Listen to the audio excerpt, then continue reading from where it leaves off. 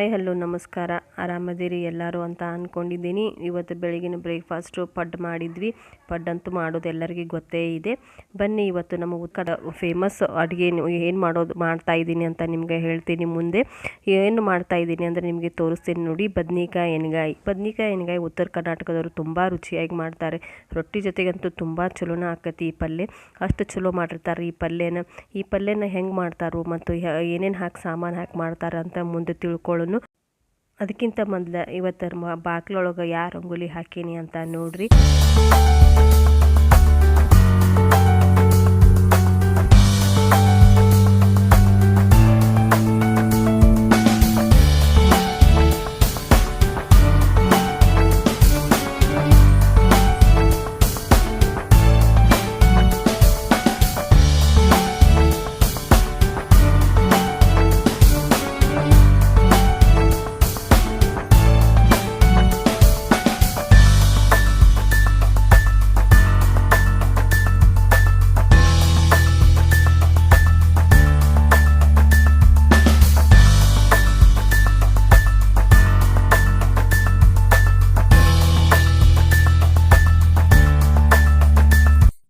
ರಂಗೋಲಿ ಹಾಕಿದ ಮೇಲೆ ಗಾರ್ಡನ್ ಒಳಗಿರುವಂತಹ ಬದನೆಕಾಯಿ ಮತ್ತು ಮೆಣಸಿನ್ಕಾಯಿನ ಹರ್ಕೊಂಬರಕ್ಕಂತೆ ಗಾರ್ಡನಿಗೆ ಹೋದ್ವಿ.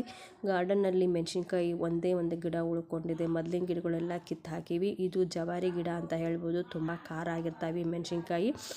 ಅವ್ನು ಹರ್ಕೊಂಬಂದ್ಬಿಟ್ಟು ಅದ್ರ ಜೊತೆ ಬದನೆಕಾಯಿನೂ ಹರ್ಕೊಂಬಂದ್ಬಿಟ್ಟೆ ಎಣ್ಗಾಯಿ ಮಾಡಿದ್ರತ್ತು ಅಂತ. ಇದೊಂದೇ ಗಿಡ ಇಳೋದ್ರಿಂದ ಅದರಲ್ಲಿ ಎಷ್ಟು ಕಾಯಿಗಳನ್ನ ಬಿಟ್ಟಿದ್ದಾವೆ ನೋಡ್ರಿ. ಜವಾರಿ ಗಿಡ ಅಂತ ಹೇಳ್ಬೋದು. ಅದರಲ್ಲಿ ಜವಾರಿ ಗಿಡಗಳ ಕಾಯಿಗಳು ಜಾಸ್ತಿ ಆಗ್ತಾವೆ.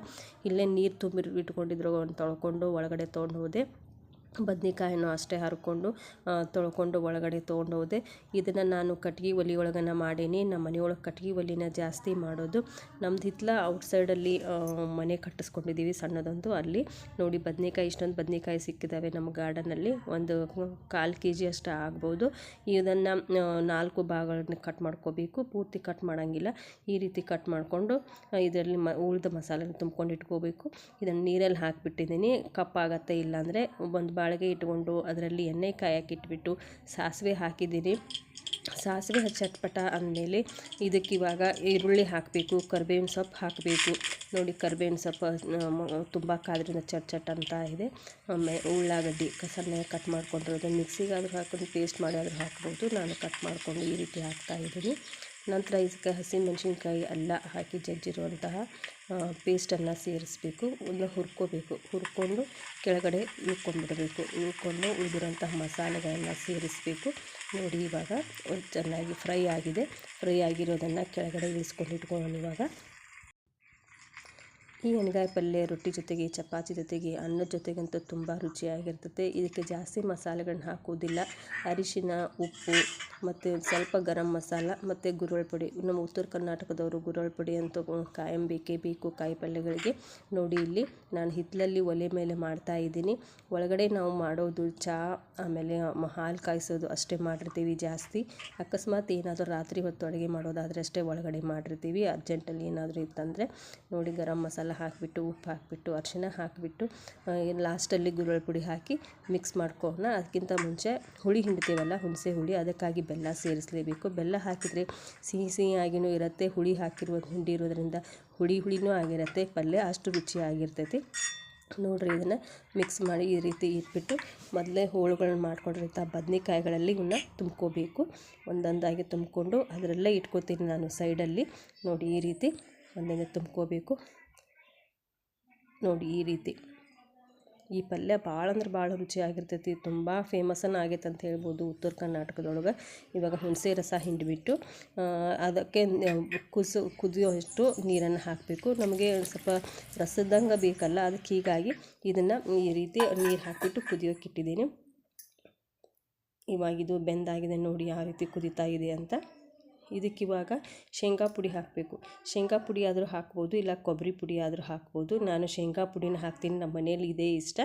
ಹೀಗಾಗಿ ಇದನ್ನು ಶೇಂಗಾ ಪುಡಿ ಹಾಕಿದರೆ ಸ್ವಲ್ಪ ಗ್ರೇವಿ ಥರ ಆಗುತ್ತೆ, ನಂಚ್ಕೊಳ್ಳೋಕ್ಕೆ ಈಸಿ ಆಗುತ್ತೆ ಅಂದ್ಬಿಟ್ಟು ನಾವು ಶೇಂಗಾ ಪುಡಿ ಹಾಕ್ತಾಯಿದ್ದೀವಿ. ನೋಡಿ ಇವಾಗಿದು ಪಲ್ಯ ರೆಡಿಯಾಗಿದೆ ಅಂತ ಹೇಳ್ಬೋದು.